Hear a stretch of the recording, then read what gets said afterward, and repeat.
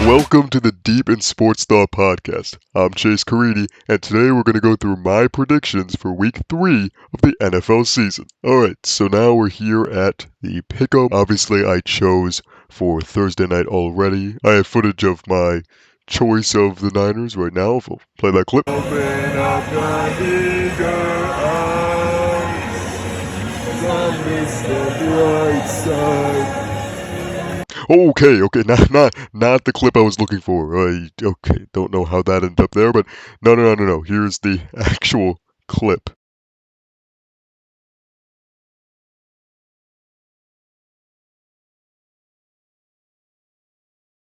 Yeah, so you see, chose the 49ers there, like most people did, and obviously they dominated the New York Giants. But now moving on to our first real option of the week, and that is the Tennessee Titans versus the Cleveland Browns. These concerns the Titans. DeAndre Hopkins was questionable, but it appears that he will play this Sunday. And for the Browns, obviously, no injuries leading up to this game besides the one that occurred last Monday night, which was the season-ending injury for Nick Chubb. Now, that is a massive shot to the Browns' potential this season without that key contributor in the offense, leaving it just up to Deshaun Watson's playmaking and relying on receiving threats like Amari Cooper, who's been great at points in his career, and Donovan Peoples-Jones, who's definitely been a serviceable wide receiver.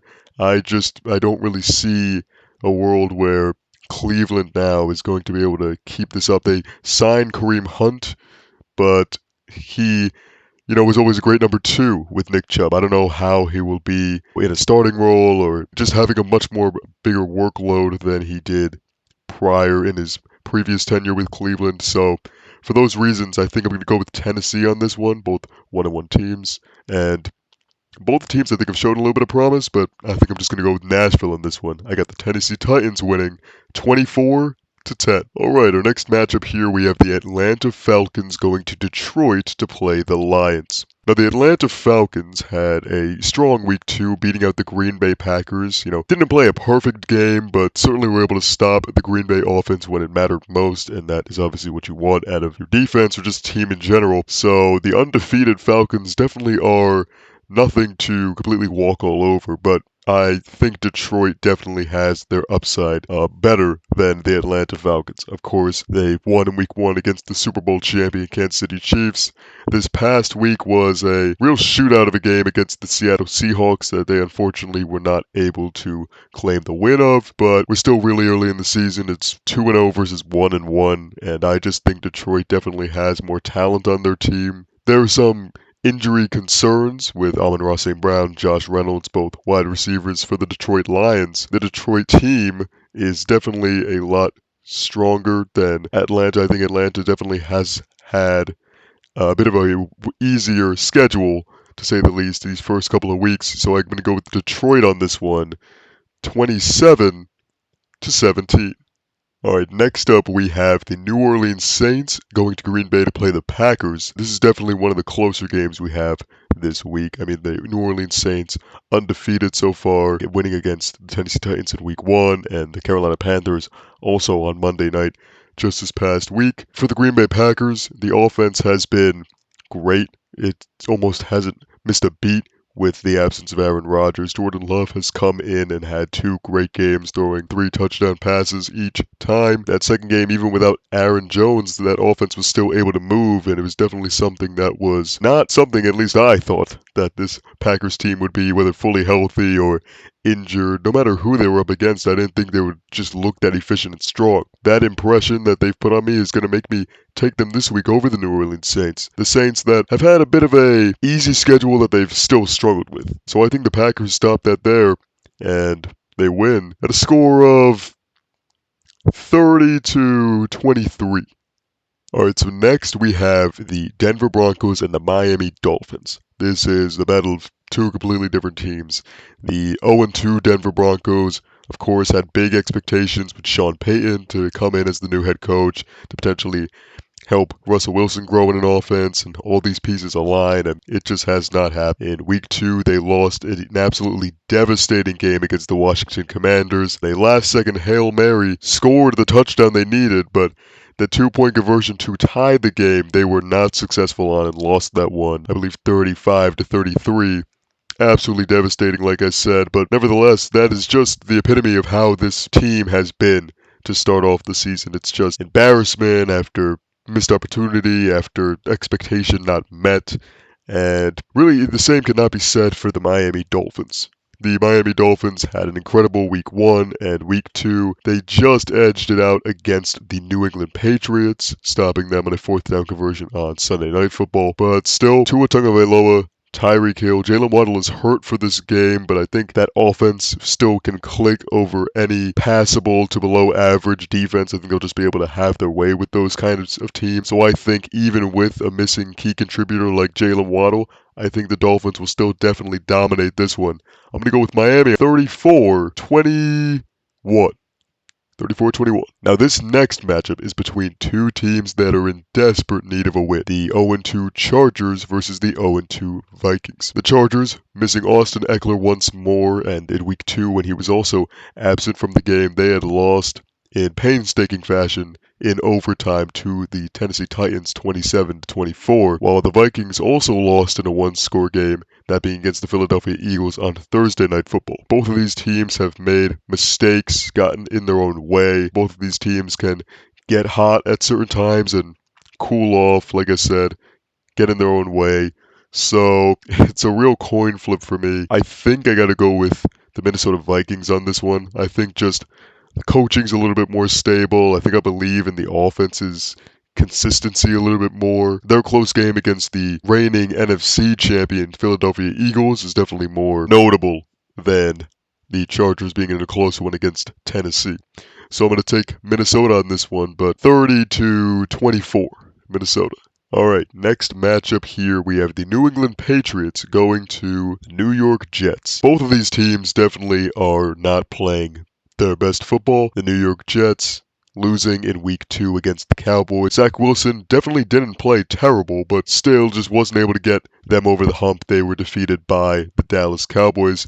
While the New England Patriots, they lose their second in a row against the Miami Dolphins in the second straight game in a row, where their win comes down to just not converting on a 4th down in the 2-minute drill at the end of the game. Mac Jones and this offense has not been able to build up and really rev throughout the game. It always comes down to having to score those final points, having to get that final score, be the last ones to make points get on the board, and unfortunately they have not been able to do so.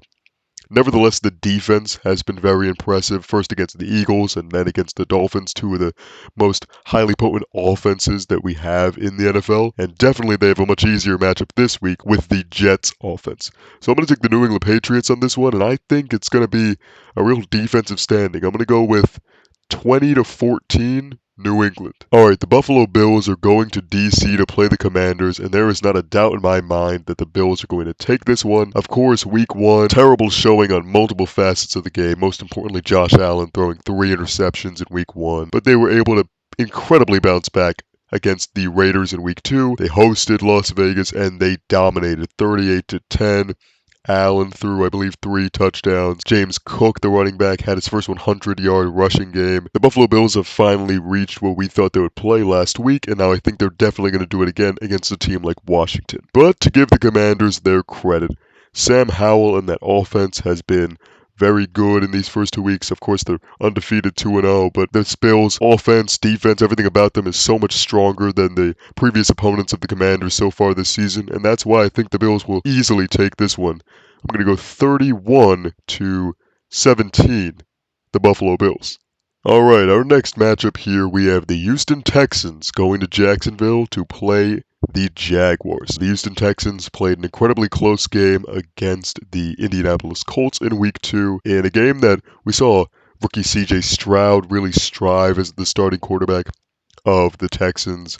Nico Collins with another great game. He's been an absolute playmaker at the wide receiver position for Houston. The Jaguars lost a really interesting game against the Kansas City Chiefs last week. Both offenses, both of these two, it was interesting to see that it took a while for the scoring to get going, and once it did get going, it was not on Jacksonville's side. They lost to Kansas City, and I think this is not going to be an easy matchup for the Jaguars. I think maybe they think they could just host the Houston Texans and just walk all over them because they're just projected to be this terrible team with all these rookies and young talent and nobody's solidified as a great. But what Houston's shown me, I've got the Houston Texans with the upset on this one. I know, shocking. Absolutely shocking. I mean, nobody could see this coming. But I've got the Houston Texans winning this one. 20-13. The Houston Texans. Alright, so our next matchup is the Indianapolis Colts going to Baltimore to play the Ravens. The Indianapolis Colts will be without rookie quarterback Anthony Richardson. Unfortunately was injured last week during their game against the Houston Texans. Will not be able to play this one, and I think that just really solidifies a Baltimore win. I'll take the Ravens 27-17.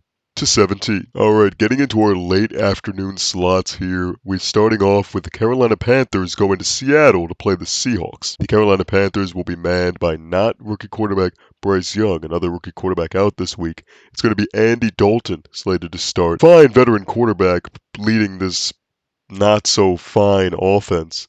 I believe that the Seattle Seahawks will definitely take this one. I got the Seahawks in this one, 24-16. Alright, next up, we have the Chicago Bears versus the Kansas City Chiefs. David versus Goliath matchup, and I'm not going to go crazy on this one. I think Kansas City's got this one in the bag. 30-18. I don't know if this Bears team can score 18 points.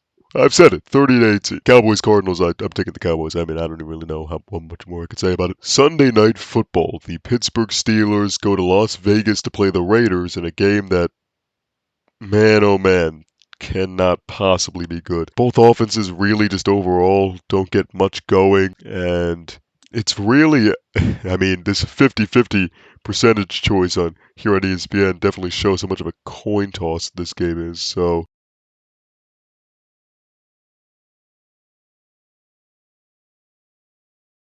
I'm gonna have to go with the Raiders on this one. Raiders 21-10. Our first of two games in the Monday Night Football slots, we have the Philadelphia Eagles going to Tampa to play the Buccaneers. Feel like I should have a hot take for this one. I feel like this is the prime spot to be like Baker Mayfield and the Tampa Bay Buccaneers can jump the gun on Jalen Hurts-led offense that really wasn't that impressive in week 2. Why the hell not? You know what? Tampa Bay Buccaneers, they're undefeated just like the Philadelphia Eagles. Doesn't mean the same thing, different opponents and whatnot, but still, give me Tampa Bay 31-28. Alright, our last game, Los Angeles Rams going to Cincinnati to play the Bengals. Listen, Joe Burrow, Jamar Chase, T. Higgins, the offense has just not been able to get it together, trust me, fantasy teams know, and the defense has also really struggled to keep within games at some points, and I think I'm ready to jump on this Rams bandwagon. Great play making from just the most random spots of this offense for the Los Angeles Rams. Puka Nacua, one of the receivers for the Rams. Again, fantasy teams know this guy's been completely balling out for them. Kyron Williams, the running back now. I'm taking the Rams on this one, and man, let's make it a hot take. 27-10. I've got the Rams winning this one on Monday Night Football. Alright guys, that's going to do it for this week's episode of the Deep in Sports Thought podcast. Of course, if you enjoyed, make sure to like and subscribe and comment down below what you think about games this week and any hot takes or really anything. I mean, these things, if you remember these things, if you want to tell a story about them, or if you remember what the hell they're even called, just any comments. Just hope you guys enjoy. And of course, we'll be back next week for another set of predictions. But for now, I'm Chase Caridi, and this has been the Deep in Sports Thought Podcast.